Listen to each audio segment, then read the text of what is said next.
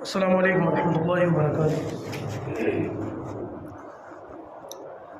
नहमदुहु व नुसल्ली अला रसूलिहिल करीम, अम्मा बाद। अऊज़ु बिल्लाहि मिनश शैतानिर रजीम। बिस्मिल्लाहिर रहमानिर रहीम।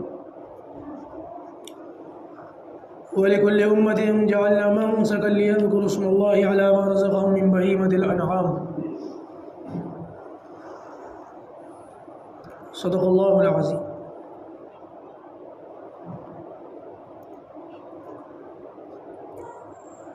कुर्बानी के और हज के दिन चल रहे हैं। आप सब वाकिफ़ हैं कि गुज़िश्ता जुमे में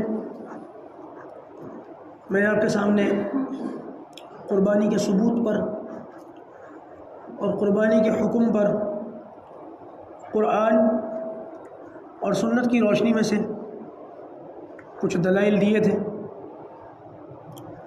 आज इंशाअल्लाह उससे आगे की बात होगी। सबसे पहले दो बातें समझ लें। नंबर एक, कुर्बानी के लिए जानवर कौन सा होना चाहिए, और नंबर दो, कुर्बानी के लिए जो जानवर है उसकी उम्र क्या होनी चाहिए। इस बात को वाज़ेह तौर पर समझ लें। नंबर एक, कुर्बानी के लिए जानवर कौन सा होता है, और नंबर दो, जानवर की उम्र कितनी होती है। कुर्बानी के लिए 8 जानवर हैं जिनके अंदर कुर्बानी की जा सकती है। कितने जानवर हैं? 8। नवा कोई नहीं है। बहुत सारे हलाल जानवर हैं, लेकिन हर हलाल जानवर की कुर्बानी नहीं होती। मुर्गा हलाल है या हराम? किसने कहा हराम? मुझे एक आवाज़ आई अभी। तो मुर्गा हलाल है। क्या है? मुर्गा हलाल है, लेकिन उसकी कुर्बानी नहीं होती। तो हर हलाल जानवर की कुर्बानी भी नहीं होती। सिर्फ 8 जानवर ऐसे हैं जिनकी कुर्बानी हो सकती है। सबसे पहले ऊँट, दूसरे नंबर पर ऊँटनी। ऊँट अलग जानवर है, ऊँटनी अलग जानवर है, ठीक है। भैंस अलग है, भैंसा अलग है। कितने हो गए? 4। दुम्बा, दुम्बी, कितने हो गए? 6। बकरा, बकरी, ये कितने हो गए?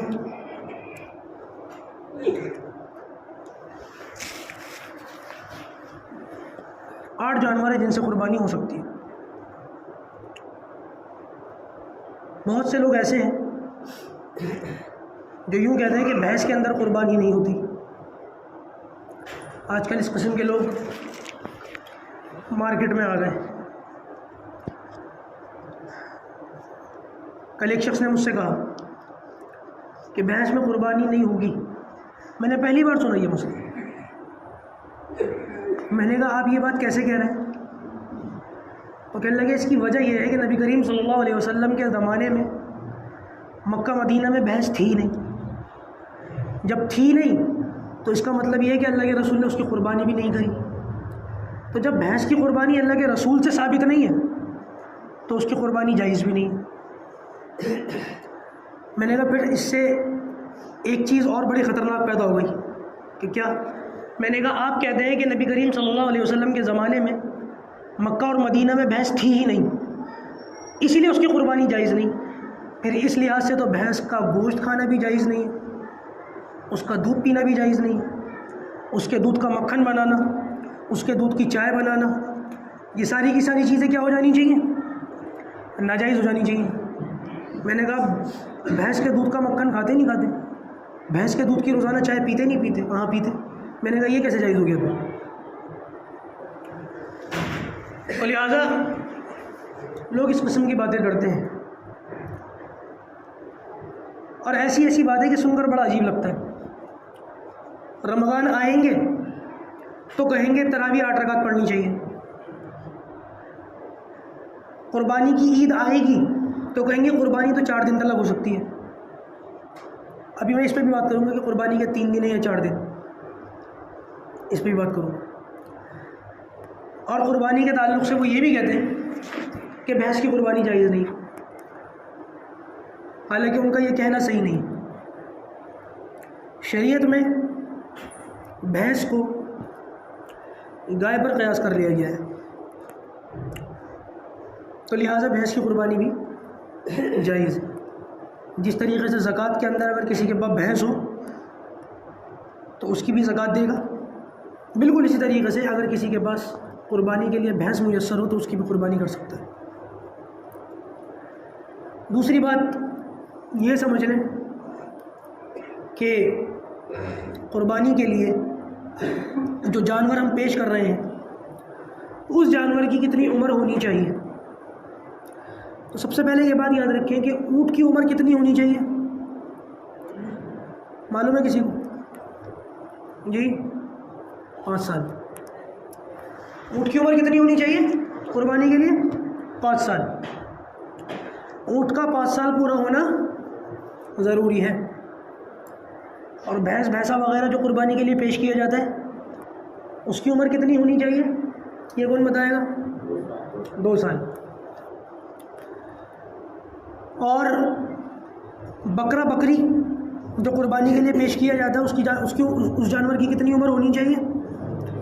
1 साल। हाँ, दुम्बा दुम्बी भेड़ वगैरह के अंदर इस बात की इजाज़त है कि अगर वो 6 महीने का हो लेकिन देखने में साल का लगता हो तो 6 महीने के दुम्बे दुम्बी की कुर्बानी भी जायज़। अब ये कैसे पता चलेगा कि 6 महीने का लेकिन साल का लगता है? मैं ये कई बार बता चुका हूँ। उस 6 महीने के दुम्बे को 1 साल वाले दुम्बों में खड़ा कर दूँ, अगर उनके बराबर लगता है तो उसकी कुर्बानी जायज़ है, और उनसे छोटा लगता है तो उनकी कुर्बानी जायज़ नहीं।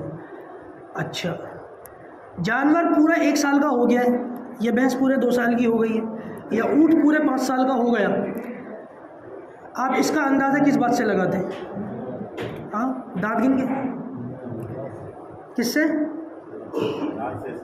हाँ भाई आप बताएं, दांत देखते हैं आप उसके?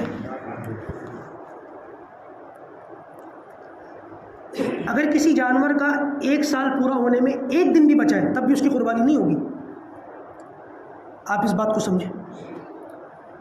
अगर कोई बकरा हम कुर्बानी में पेश कर रहे हैं तो उसका कितना होना ज़रूरी है? उसकी उम्र 1 साल। और अगर 1 साल में 1 दिन भी बाकी है अभी पूरा होने में तो उसकी कुर्बानी क्या होगी? नहीं होगी। तो उसके दांतों पे लिखा हुआ है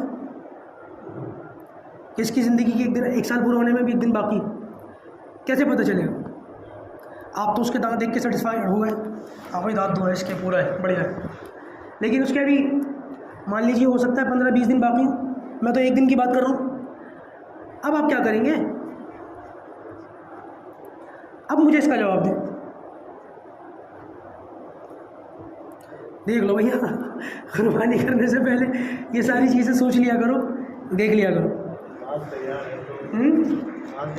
हाँ, देखने में अच्छा लग रहा है, माल तैयार है। देखिए, सबसे पहली बात तो यहाँ पर उलमा ने यह फरमाया कि उसके जो 2 दांत होते हैं ना जानवर के, वो खूब अच्छी तरीके से बढ़ जाते हैं, और जो इसके माहिर होते हैं ना, जिनको इसके अंदर महारत होती है, वो पहचान लेते हैं कि हाँ साल का पूरा हो चुका है। तो माहिर लोगों से तजुर्बा करें, और आजकल तो माहिर लोगों की भी ज़रूरत नहीं है, आप लोग तो यूट्यूब पे भी सर्च कर सकते हैं कि हाउ टू नो अबाउट, यानी कि जानवर की उम्र के बारे में कैसे पता करें। बहुत तफसील से डिटेल मिल जाएगी। बाकी उलमा ने यह फरमाया कि उसके जो दांत होते हैं उसका निकलना और उसका अच्छी तरीके से वाज़ेह होना ज़रूरी है। दांत हों लेकिन छोटे छोटे हों तो ज़रा एहतियात बरतने की ज़रूरत है, ठीक है ना? इसलिए पूरी तफसील किया करें, पूरी तफ्तीश किया करें, उसके बाद किसी नतीजे पर पहुंचा करें। कुर्बानी के जानवर को ख़रीदते वक्त 2-4 बातें ज़रूर देख लिया करें। नंबर 1, इस बात की तहकीक कर लें कि उसको नज़र आ रहा है, क्योंकि अंधे जानवर की कुर्बानी जायज़ नहीं। आप उसके आगे थोड़ा सा चारा रख कर के देख लें, अगर वो चारे पर मुंह मारता है, चारे की तरफ चल के खुद आता है, तो इसका मतलब ये उसको नज़र आ रहा है। और अगर वो चारे तक चल कर नहीं आ रहा, चारे को तलाश कर रहा है, तो इस सूरत के अंदर बहुत मुमकिन है कि उसको आंखों से नज़र ना आता हो। हमारे पास ऐसे बहुत सारे फ़ोन आते हैं और फ़ोन आने शुरू हो गए कि घर लाके पता चला कि जानवर अपना एक पैर ज़मीन पर नहीं रख रहा, सींग टूटा हुआ है। भाई अंधेरे में गए थे जानवर खरीदने। यहाँ तो हाल ये है कि अगर रात बेरात में घर की लाइट चली जाए तो 4 मोबाइलों की टॉर्च जला लेते हैं। आप इतना बड़ा जानवर खरीदते वक्त इतने लापरवाह कैसे हो गए? तो सबसे पहले उसकी आंखें देख लें, उसको नज़र आ रहा है या नहीं। दूसरे नंबर पर उसकी टांगें देख लें, चारों पैर चलते वक्त ज़मीन पर रखता हो। अगर एक पैर भी वो ज़मीन पर नहीं रखेगा तो ऐसे जानवर की कुर्बानी नहीं होगी। चारों पैर ज़मीन पर रखता हो, दोनों आंखें सलामत हो। और तीसरी चीज़ जो देख लें वो उसके सींग देख लें। सींग, अगर उसका सींग 1/3 से ज़्यादा टूटा हुआ है, आधा टूटा हुआ है या जड़ से टूटा हुआ है, तो इसकी कुर्बानी नहीं होगी। हाँ, अगर थोड़ा सा टूटा हुआ है, इतना कम है कि अगर उसके 3 हिस्से करो तो तीसरा हिस्से भी ज़रा सा बच जाएगा, तो इस सूरत के अंदर उसकी कुर्बानी हो जाएगी। समझ आ रही है ये बात? पहले मुझे बता दें कि हाँ समझ में आ रही है। कहीं ऐसा ना हो कि मेरे समझाने में कमी कोताही हो जाए या आपके समझने में गफलत हो जाए और बाद में आप कोई दूसरी बात करें कि मुफ्ती साहब ने बताया था। ये हमारे साथ बहुत होता है। मैं तो कहता हूँ भाई हमारी बात हम तो महफूज रखते हैं अपने पास रिकॉर्ड करके। हमने क्या कहा था हमसे पूछ लो, हमसे सुन लो। अपने अल्फाज हम हमारे मुँह में नहीं डाल सकते, इसलिए तवज्जो से सुने। एक चीज़ और जानवर की देख लिया करें कि वो चारा खाते हुए आसानी से चारा खाता हो, मुंह चलाता हो, खाता हो, खाना खाने में चबाने में उसको दुश्वारी ना होती हो। अगर चारा वगैरह खाने में जानवर अपना मुकम्मल ठीक है तो मुतमईन हो जाए, कर सकते हो। और अगर खाता नहीं है तो फिर बड़ी दुश्वारी की बात है, वैसे भी बीमार हो जाएगा और चारा ना खाने वाले जानवर की कुर्बानी होगी भी नहीं। इसी तरीके से उसकी दुम भी देख लें। दुम अगर कटी हुई है, आधी से ज़्यादा कटी हुई है, आधी या उससे ज़्यादा कटी हुई है, तो उसकी कुर्बानी नहीं होगी। अभी 15 दिन बाकी हैं कुर्बानी आने में। मैं इसीलिए ये बात पहले से बता रहा हूँ ताकि आप लोगों के अंदर थोड़ी सी होशियारी आ जाए, अवेयरनेस आ जाए और ये बातें आपको पता चल जाए। बहुत सारे लोग ये समझते हैं कि बकरी की कुर्बानी नहीं होती, डर जाते हैं। भाई बकरा और बकरी मैंने दोनों बता दिए ना, अभी 8 जानवर बता दिए, नहीं बता दिया आपको? अब आप देख लेना। अच्छा, ये चीज़ समझ लें कि कुर्बानी के दिन कितने हैं। कितने दिन में कुर्बानी के? 3। कितने दिन है? इसमें किसी का इख्तिलाफ तो नहीं? इसलिए कि आज बहुत सारे लोग ऐसे हैं जिन्होंने नई बातें शुरू कर दी और वो कहते हैं कि कुर्बानी के तो 4 दिन हैं, चौथे दिन भी कुर्बानी कर सकते हैं उनके नज़दीक। ईद, बासी, तिबासी, ये 3 दिन है कुर्बानी के। तीसरे दिन भी मगरिब से पहले पहले, तीसरे दिन भी मगरिब से, तीसरा दिन मगरिब के बाद लग गया तो फिर तीसरा दिन भी ख़त्म। इसका भी ख्याल रखें, तीसरे दिन में रात शामिल नहीं है। तीसरे दिन से मगरिब से पहले पहले कुर्बानी तीसरे दिन कर सकते हैं। और ऐसे बहुत सारे लोग हैं जो अपने जानवर को ज़बरदस्ती चौथे दिन तक खड़ा रखते हैं, सिर्फ अपना मसला मनवाने के लिए कि कुर्बानी तो 4 दिन में हो सकती है। लिहाजा वो 3 दिन तक बड़े मज़े से आपका गोश्त खाएंगे जो आप उनको भेजेंगे थैलियों में पैक करके, और चौथे दिन फिर अपना जानवर ज़बह करके खामोशी से फ्रीजर में स्टोर कर लेंगे। जो शख्स ऐसा कर रहा है उसकी कुर्बानी नहीं हो रही। दलील, नबी करीम सल्लल्लाहु अलैहि वसल्लम ने इरशाद फरमाया, शुरू इस्लाम के अंदर आप सल्लल्लाहु अलैहि वसल्लम ने इरशाद फरमाया कि जिसके पास भी कुर्बानी का जानवर मौजूद है उसका गोश्त 3 दिन से ज़्यादा रखने की इजाज़त नहीं है। कुर्बानी का जानवर ज़बह करने के बाद जो गोश्त वगैरह मिल जाता है, शुरू इस्लाम की बात है कि नबी करीम सल्लल्लाहु अलैहि वसल्लम ने फरमाया इस गोश्त को 3 दिन के अंदर अंदर ख़त्म कर दो, 3 दिन के बाद इसकी इजाज़त नहीं है। तो तो जब गोश्त की इजाज़त नहीं 3 दिन के बाद, तो 3 दिन के बाद जानवर को ज़बह करने की इजाज़त कैसे हो जाएगी? सहाबा फरमाते हैं कि बाद में ये हुक्म मनसूख हो गया। कुर्बानी के लिए 3 दिन रख दिए गए, लेकिन कुर्बानी का गोश्त जो है वो बाद में रखने की इजाज़त मिल गई। अब जो 4 दिन कुर्बानी करने वाले हैं वो कहते हैं कि देखो इजाज़त मिल गई ना, समझ रहे? जो चौथे दिन कुर्बानी करते हैं वो कह रहे हैं अब तो इजाज़त मिल गई ना, तो भाई कुर्बानी का गोश्त तो 6 महीने भी फ्रिज में रखने की इजाज़त है, आप 6 महीने तक कुर्बानी नहीं करेंगे। तो ये दलील उनकी ठीक नहीं है। हज़रत अली फरमाते हैं कि नबी करीम सल्लल्लाहु अलैहि वसल्लम ने इरशाद फरमाया कुर्बानी के सिर्फ 3 दिन हैं। कितने दिन हैं? 3 दिन। एक और दलील ये लोग देते हैं, वो नमाज के बाद बुलंद आवाज़ से तकबीर पढ़ते हैं ना, हम तकबीरात तशरीक़, कौन पढ़ के सुनाएगा? अल्लाहु अकबर ला इलाहा इल्लल्लाह वल्लाहु अकबर वलिल्लाहिल हम्द। आप सोचते बहुत हैं, फ़ौरन जवाब दिया करें। 4G का ज़माना है, 2G का रिचार्ज ना रखें अपने पास। आपके मोबाइल में 4G का रिचार्ज है, 2G का रिचार्ज? बोले 5G का वो बढ़िया। चलो, तो भाई तेज़ी का ज़माना है, तेज़ी से जवाब दिया करें। हैं, वैसे भी वक्त कम होता है हमारे पास। तो अर्ज़ ये कर रहा था कि उन लोगों ने ये कहा कि तकबीर कितने दिन पढ़ी जाती है? चौथे दिन तक पढ़ी जाती है ना, तो लिहाजा चौथे दिन तक तकबीर पढ़ते हैं, तो लिहाजा कुर्बानी भी क्या है? चौथे दिन तक करनी चाहिए।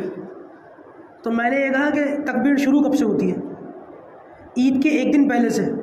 मैंने आप शुरू भी पहले कर दिया करें, फिर कुर्बानी के 4 दिन नहीं हुए बल्कि 5 दिन हो गए। अगर तकबीर के हिसाब से कुर्बानी के दिन गिनेंगे तो कुर्बानी के दिन फिर 4 नहीं होने चाहिए, फिर कितने होने चाहिए? 5 होने चाहिए। कल को कोई खड़ा होकर कुर्बानी के 5 दिन का ऐलान कर दे तो मान लो कि उसकी बात कह रहे नहीं। मैंने कहा जैसे तुम्हारे लिए वो वैसे हमारे लिए तुम। कुर्बानी के सिर्फ 3 दिन है, तकबीर के 5 दिन। जो ये कहे कि तकबीर के साथ साथ कुर्बानी है वो धोखा दे रहा है। अल्लाह ताला उसको अमल तौफीक, ऐसे लोगों को अक्ल सलीम अता फरमाए। अच्छा जी, कुर्बानी का वक्त ये भी समझ लें। कुर्बानी करने का वक्त कब से है भाई? कुर्बानी करने के वक्त के ताल्लुक़ से 2 बातें याद रखें। शहरों में ये वक्त नमाज के बाद से है, और गांव देहातों में ये वक्त सुबह सादिक होते ही शुरू हो जाता है। इसकी वजह यह है कि शहरों में ईद की नमाज पढ़ना वाजिब है, और गांव और देहातों में रहने वालों पर ईद की नमाज वाजिब ही नहीं है, उन पर ईद की नमाज है ही नहीं। वो बात और है कि आज सारी दुनिया एक देहात हो गई है, ग्लोबलाइजेशन का दौर है, मीडिया ने फासले ख़त्म कर दिए। आज तो गाँव के अंदर भी पक्की सड़कें हैं, तो गाँव के अंदर भी बिजली पहुँच रही है, गाँव के अंदर भी इंटरनेट पहुँच रहा है नहीं पहुँच रहा, लेकिन बहरहाल विलेज है। इन चीज़ों के पहुँचने से गांव की डेफिनेशन नहीं बदल जाती। सहूलियात हर जगह हो सकती हैं, लेकिन गांव रहेगा, वो शहर नहीं बन सकता। यही वजह है कि गांव और देहातों के अंदर ईद उल फितर की नमाज भी नहीं है और ईद उल अज़हा की नमाज भी नहीं है।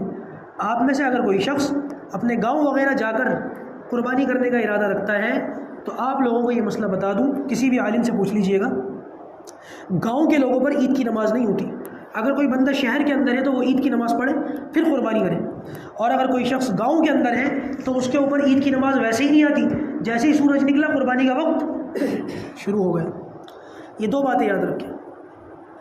अगर किसी शख्स ने शहर के अंदर ईद की नमाज से पहले अपना जानवर ज़बह कर दिया, क्या होगा?